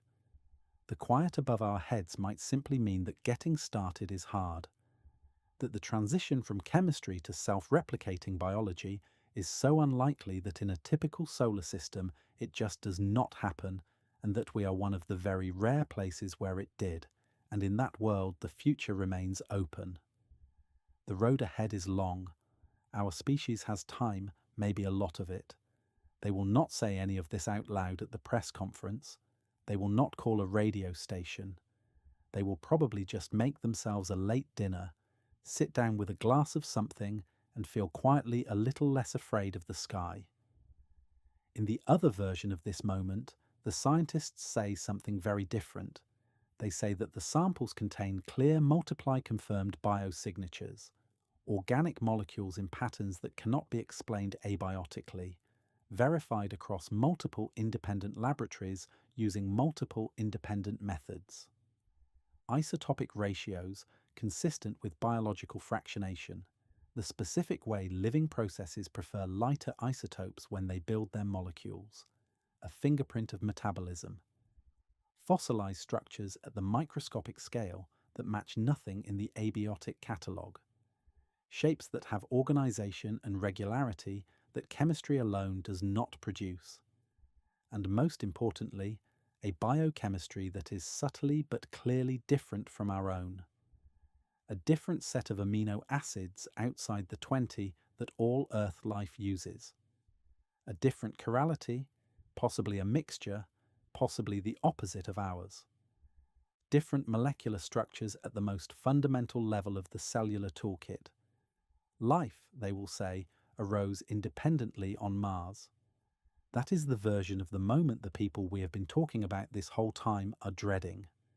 Not because microbes are scary, not because they are worried about contamination, but because of what that specific sentence, independent origin, means for the statistics of the galaxy and for the length of the road ahead of us. And here is the thing that makes it strange, the thing that almost nobody talking about these scenarios ever captures correctly. The atmosphere in that room, if this is the day that happens, will probably not be panic. It will not be doom. It will not look like a scene from a movie. No one will be crying. No one will be shouting. The lead scientist will not slam their hand on the table. On the surface, the mood in the room will actually be triumphant. Applause. Genuine, sustained applause. That kind of ripple that moves across a press corps when they realize they are witnessing something historic. Statements about a historic day for humanity. Quotes pre-written and released to the evening news. The lead scientist who knows exactly what they have found will speak in measured, careful tones about the implications. They will use phrases like, "We are still at the beginning of understanding what this means, and further work is needed to establish the full context of the discovery." The audience will cheer. The anchors on the evening news will start their broadcast with the word "finally." Children at home will be told that humans found proof we are not alone in the universe. Social media will explode with wonder and memes and speculation and conspiracy theories and heartfelt posts about how this changes everything. But in that audience, in that press room somewhere along the wall, a certain kind of person will be unusually still, not horrified, not crying, just still. They will be thinking. They might be running numbers in their head. They might be mentally rewriting the paper they were planning to publish next year. They might just be watching the reactions of the people around them with a quiet, almost clinical sadness, because they understand something that the room in its celebration does not yet understand. And that understanding will not make them feel superior. It will just make them feel heavy. Over the next several days, in long-form essays in scientific publications and philosophical journals, and the better corners of the internet, the second wave of coverage will begin. Not the breathless, wondrous first wave, the second, slower one, the Boston Ram logic quietly and patiently laid out step by step for a public that has never heard of it before. The great filter explained from scratch, the pipeline, the two doors, the statistical update, the meaning of that specific phrase, independent origin, not for Mars, but for us. There will be podcasts. There will be interviews with philosophers who have been waiting 30 years for someone to ask them about this. There will be a new book deal or two. Some of the better science communicators will do their job and walk their audiences through the argument with care. Some of the worst ones will turn it into a scare story, which is not the same thing and does more harm than good. That is always how it goes. And most people will not notice. Most people will absorb the initial wonder and then move on.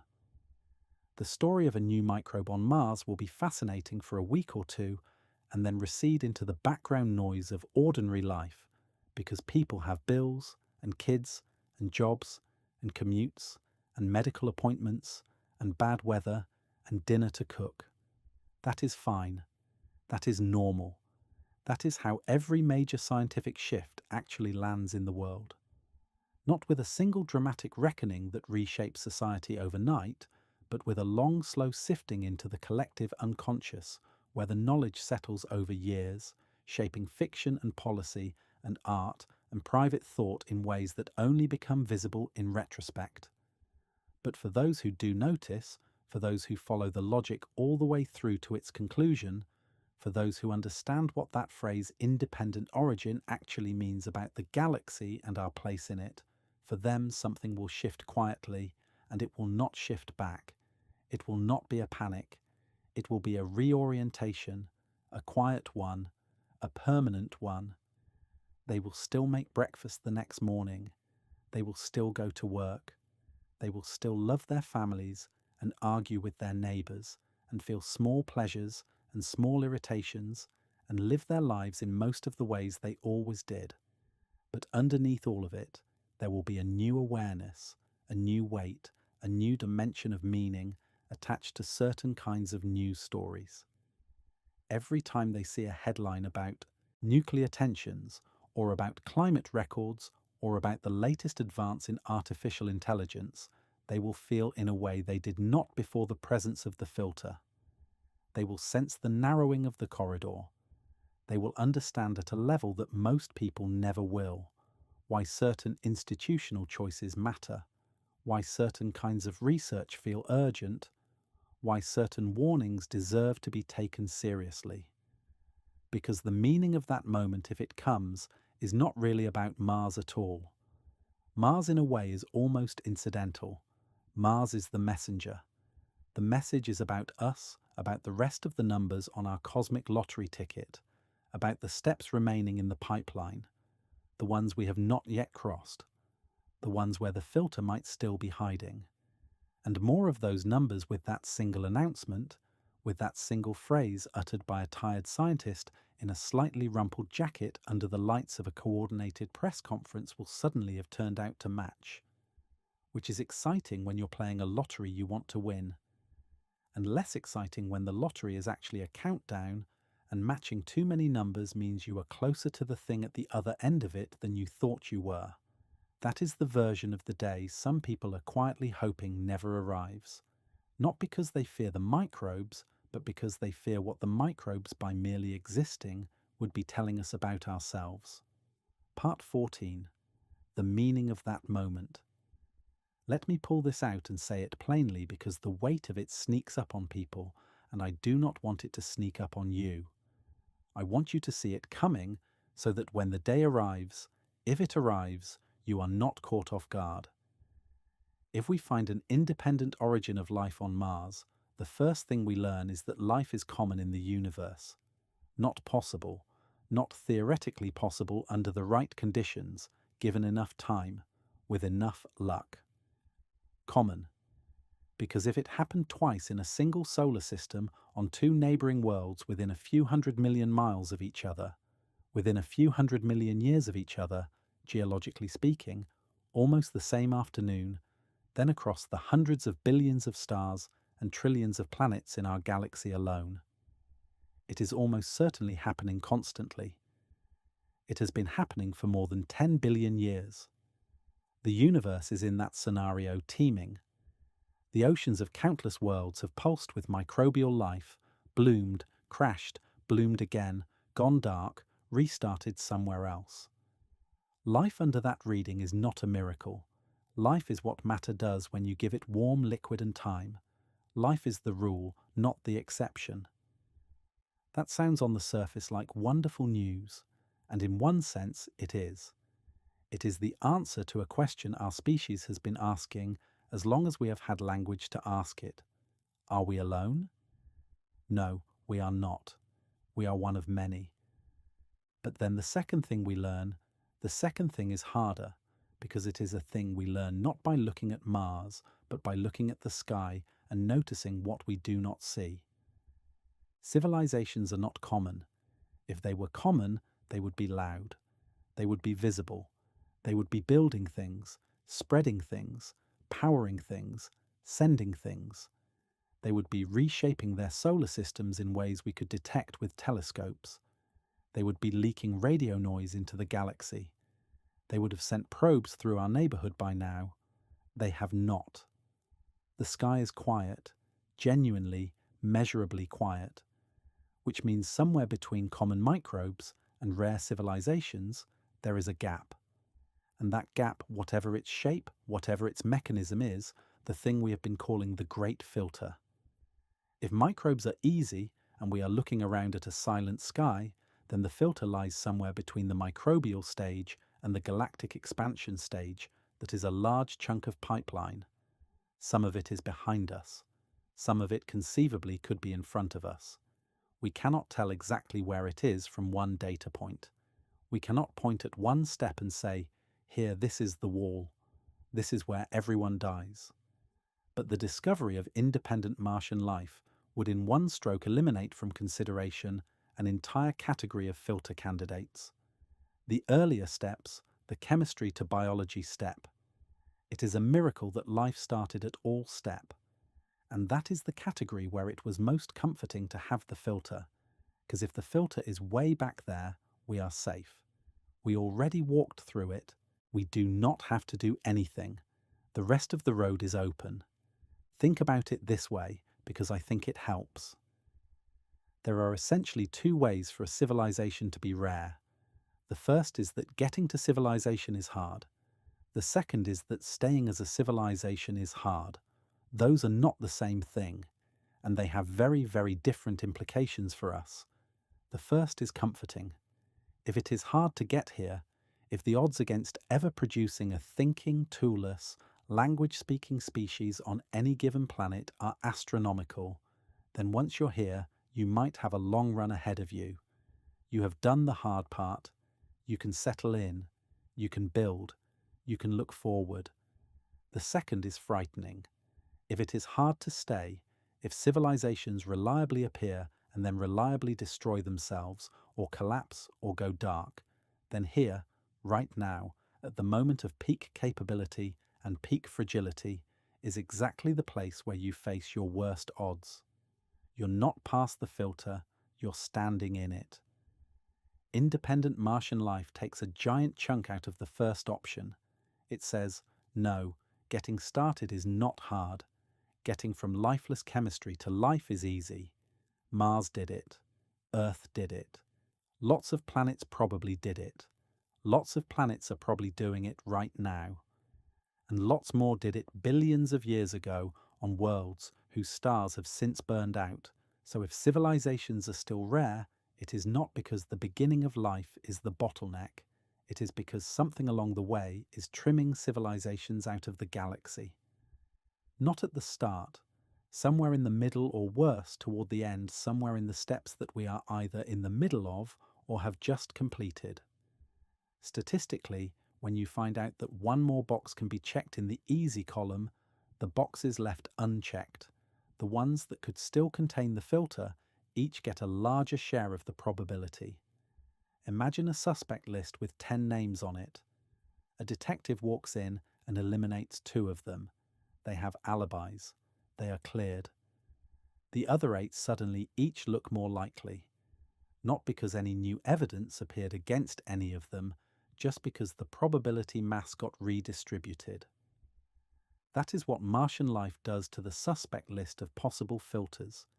It does not accuse any one of them specifically, but it raises the odds on all the remaining candidates, including the ones that lie in our future. The nuclear candidate, the climate candidate, the artificial intelligence candidate, the pandemic candidate, the unknown candidate. They all get a little more probable all at once with a single press conference. The discovery, in other words, is really about humanity, not about Mars. The microbes themselves are almost a detail, a lovely detail, an astonishing detail, the kind of detail we will put in textbooks and museums and children's books for the next 1,000 years, if we have a next 1,000 years. But the real lesson of the discovery is statistical. The real lesson is about us, about our position on the pipeline, about how many steps we have left, and how dangerous those remaining steps are likely to be. For a while, nothing will feel different. That is the strange part. You will still get up in the morning and drink your coffee and scroll your phone and go to work or school. The discovery will be a curiosity, a talking point, a bumper sticker, a documentary you watch half of before falling asleep. Then in the background, over months and then years, the implications will slowly settle into certain parts of the culture. Philosophers will write about it. Novelists will work it into their plots. Religious thinkers will have to account for it to reconcile their traditions with a cosmos that apparently grows life the way other places grow weeds. Policymakers eventually will notice it, and somewhere in the quiet interior rooms where governments think about the very long term, the rooms most people do not even know exist, someone will put on a slide that says something like, "The expected lifetime of technological civilizations is shorter than we previously modelled," and the room will not panic. There will be no shouting, no one will storm out. The room will just get a little quieter, a little more serious, a little more willing to fund certain things, a little less willing to ignore certain others. Budget lines that used to lose out will start winning. Arguments that used to sound paranoid will start sounding prudent. That is how existential shifts actually land. Not with a thunderclap, not with a single day that changes everything. With a long, slow exhale spread across years and a quiet re-evaluation of what this century is actually for. A re-evaluation that most people will never consciously notice, but that will in small increments reshape the priorities of the species, and all of it triggered by a handful of molecules in a tube on a planet we almost did not visit. Part 15. Why some scientists hope for nothing. Now we can return to the sentence we started with and really understand it properly this time with all the context behind it. Nick Bostrom back in 2008 wrote that he hoped our Mars probes would discover nothing. Dead rocks and lifeless sands would lift his spirit.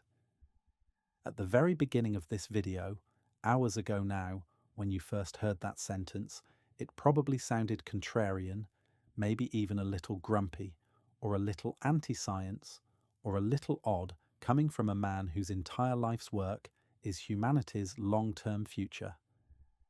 It might have sounded like the kind of thing you read and shake your head at, because obviously finding life beyond Earth would be one of the greatest discoveries in the history of our species. And obviously, anyone who says otherwise must be missing something. Now, I hope that same sentence lands very differently. I hope it lands as the quiet, careful, deeply considered statement of someone who has actually done the math and is brave enough to tell you what the math says, because he is not in any meaningful sense anti-discovery.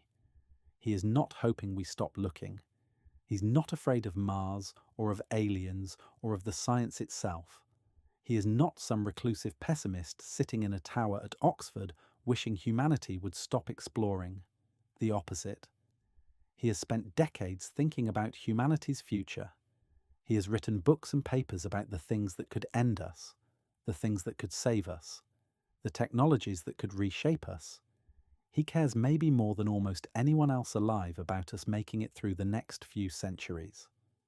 What he is doing when he writes that sentence is the thing philosophers are trained to do, which is to carry the logic all the way to its uncomfortable conclusion and not flinch when it gets there. The logic says this: if life turns out to be common in the universe, then civilizations like ours statistically are not, and we are a civilization like ours, which means our odds on the longest timescales are worse than we might hope, which means his work, the work of humanity's future, is more urgent than the cheerful version of reality might suggest. If life is everywhere and civilizations are rare, then the thing that keeps civilizations rare is still out there in our near future, waiting, and we should be spending more time and more money and more attention figuring out what it is and how to avoid it. That is not pessimism. That is the correct response to the evidence, if the evidence points that way. So when Bostrom writes that he hopes for nothing on Mars, he is writing as someone who wants humanity to have a long future. That is the point. That is the whole point. He sees in the possibility of Martian life a piece of evidence that would shorten that future in probability, that would compress the expected lifetime of our species. And he would rather live in the version of the universe where that evidence does not appear. It is not a fear of microbes. It is not a phobia of discovery. It is not some irrational cringe at the thought of finding something out there. It is simply a preference at the level of cosmic statistics for one kind of universe over another. A universe where getting started is hard, where we are rare, where the road ahead of us is long and open, over a universe where getting started is easy, where we are common, where the road ahead is narrowing faster than we thought. Put like that, hoping for a sterile Mars is not anti-science. It is the opposite of anti-science. It is taking science so seriously that you let its full conclusions reach you, even the ones that make you dubious, even the ones that land in your stomach and stay there. It is saying, I understand what this evidence would mean if we found it, And I do not want that meaning to be true because that meaning is bad for us. For my children, for my grandchildren, for everyone alive right now, and everyone who might otherwise have been born in the centuries ahead. That is not cowardice. That is not wishful thinking.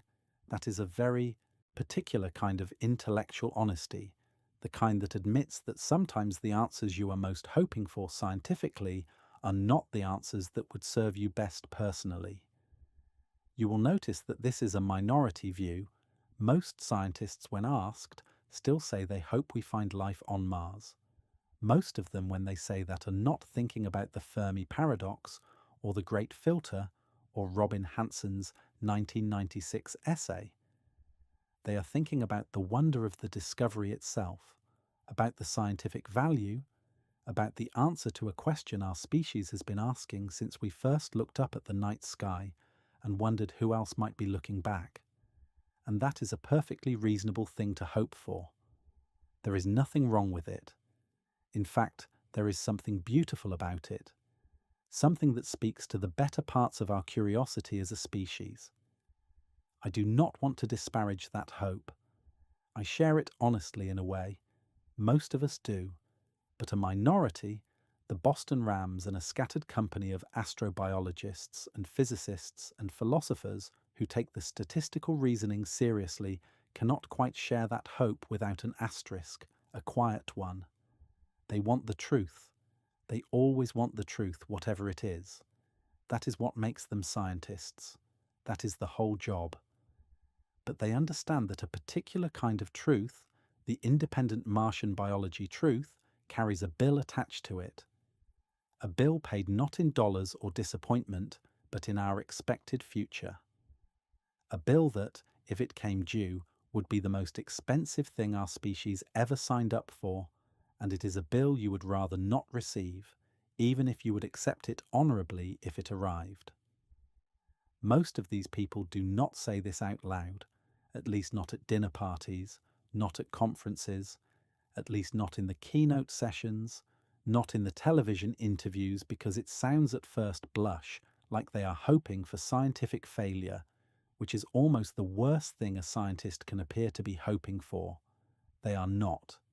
They are hoping for a particular answer to a particular question, and they are fully willing to be told that their hope was misplaced, because that is how science works, and they know it. But they suspect correctly that if they spelled out their reasoning in casual conversation in the wrong room to the wrong audience, they would end up sounding like pessimists or contrarians or cooks, when in fact they are simply people who have followed the math all the way through to its conclusion and arrived at a quiet, uncomfortable, rational preference for an emptier universe. If you take one thing away from this entire story, let it be this. More life is not necessarily better news.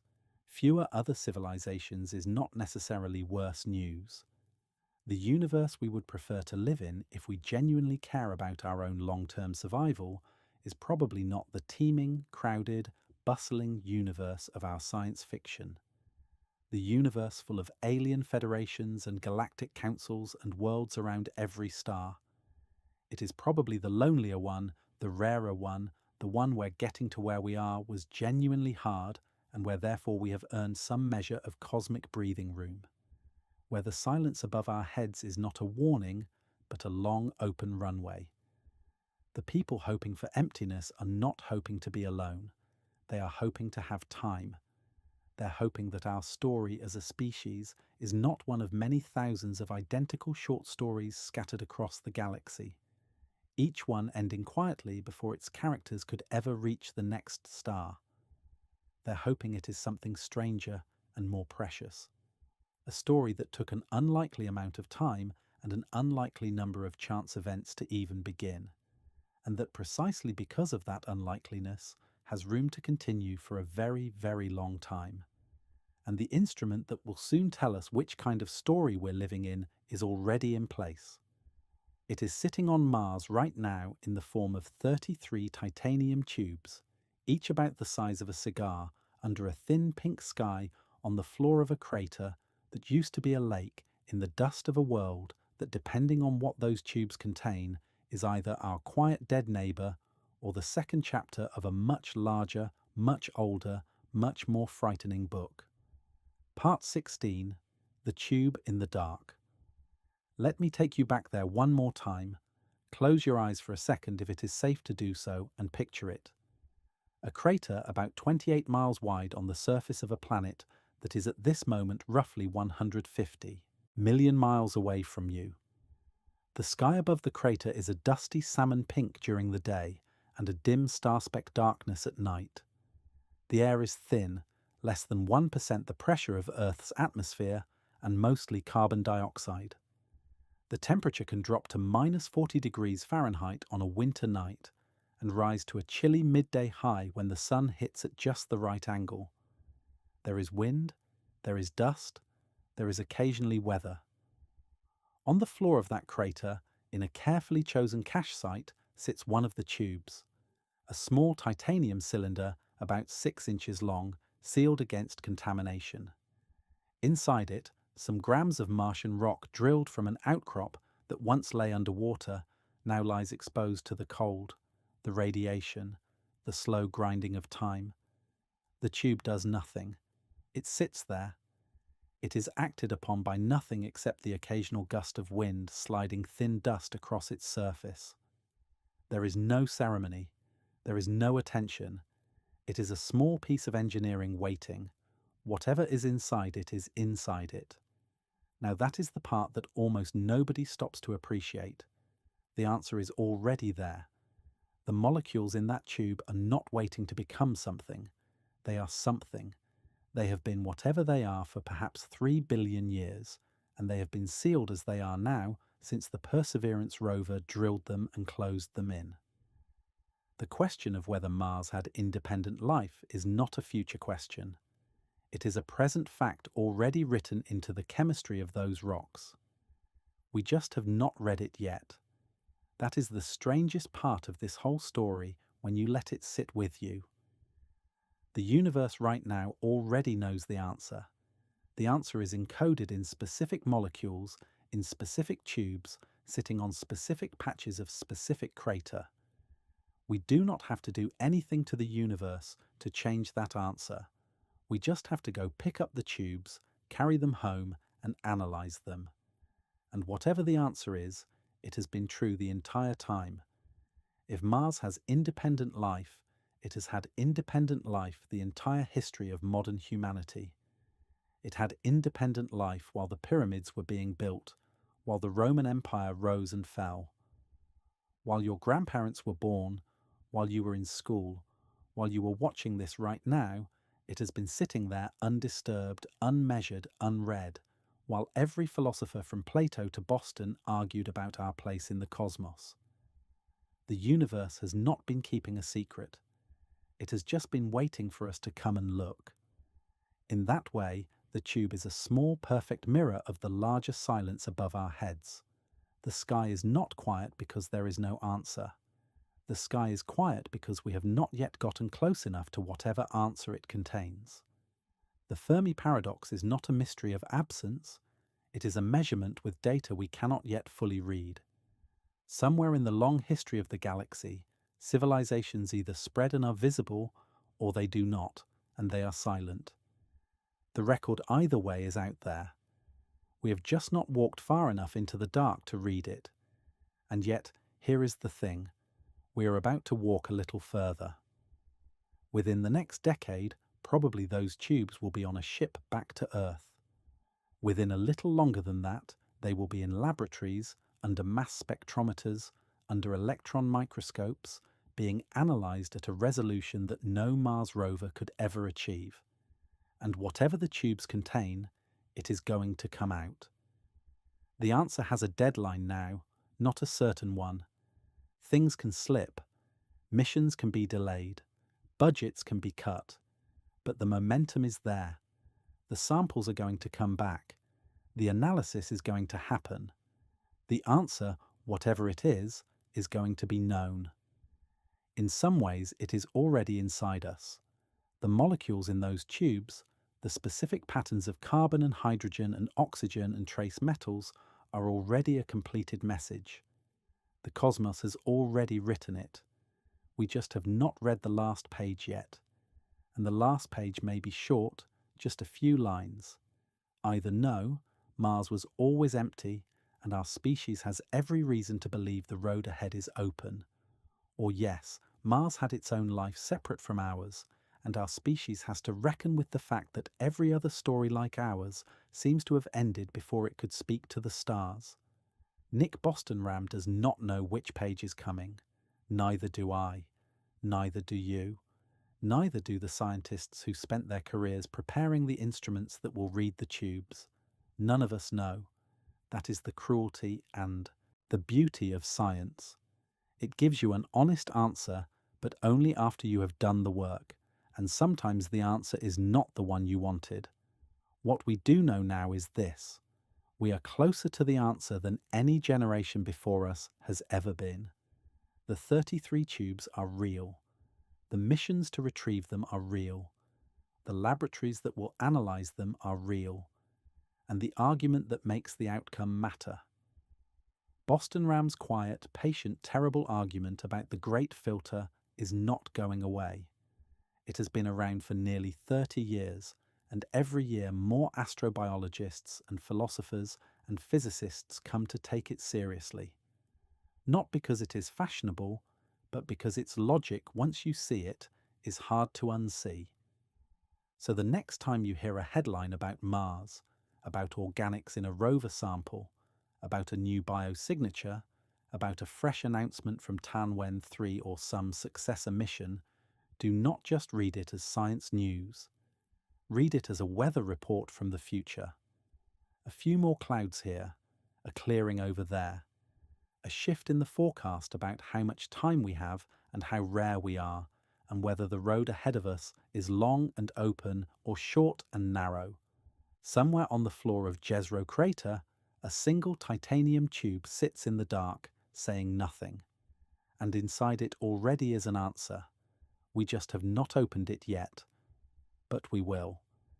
And when we do, whatever the cosmos has been quietly holding for us will finally come into the light.